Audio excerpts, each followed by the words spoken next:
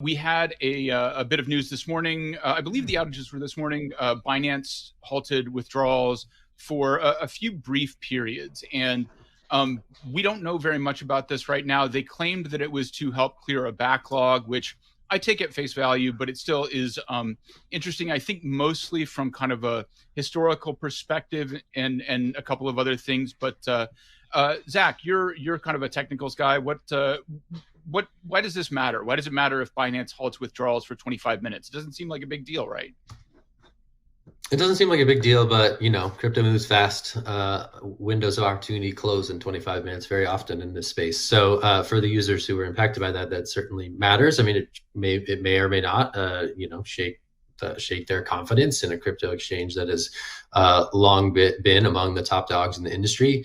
But it's not something it's also not something we don't ever see, right? A lot of exchanges, a lot of centralized exchanges, for whatever reason, have periods of being down. And I think this is something that, we see typically, like in times of volatility. I'm not sure if that was related to what happened here, but it's something that, centralized exchanges still absolutely suffer from on occasion.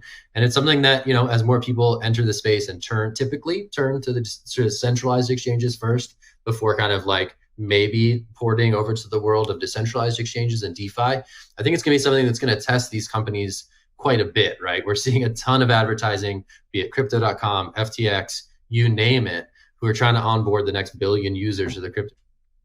That can be taxing for some of these systems at these firms. So that to me is what's going on here. Again, I don't know much of the facts about what really caused this, but it's something that we see not infrequently as things pick up in the space. Yeah, and just to drill down a little bit on what you said about opportunities. I'm not personally a trader, but those people who want to, for example, use ETH that they have on Binance to buy something that is being offered, stuff gets snapped up. The market is very hot, so this really does have an impact on the exchange's reputation with people who are professionals or serious amateurs. Naomi, you want to chime in? Yeah, I think that it's interesting how far we've come, because crypto was this really novel experiment where the markets never close and you could trade 24/7. And we were so used to this archaic world where, after 5 p.m. on a Friday, you're going to wait 3 days, for that transfer to go through. Heaven forbid that maybe it's a long weekend as well. You got to wait longer. There are exorbitant wait times. There are all kinds of holidays that the market's shut down for.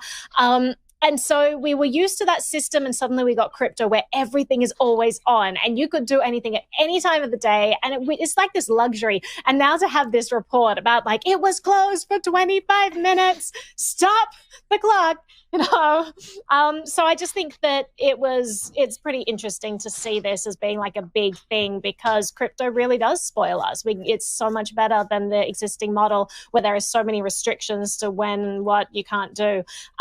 But it is also interesting. I mean, I think both of you mentioned the context of this, which makes people kind of take pause. Yes, we take at face value that obviously there's a backlog and there's huge demand for crypto right now. So it makes sense that maybe they'll have some trouble, getting that crypto for people, make sure that they have it on hand so that they can give it out to people.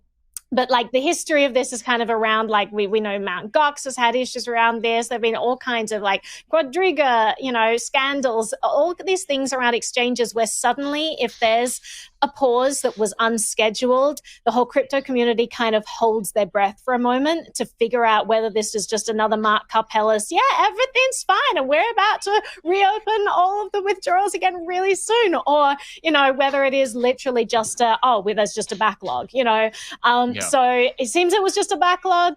It didn't stop the crypto community from just holding their breath in anticipation for that moment. But Zach, I'll throw it back to you and you can close us out.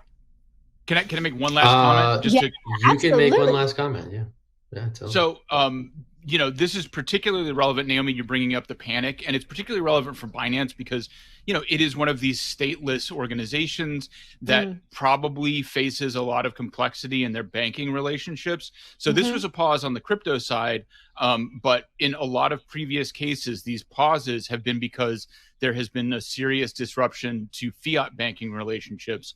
And that's often death sentence might be a slightly strong term, but in a lot of cases, that's what it has led to with exchanges, is a collapse. So that's the worst case scenario. I'm not saying that's at all what's going on with Binance, but it's the reason that people are so on edge about these kinds of things.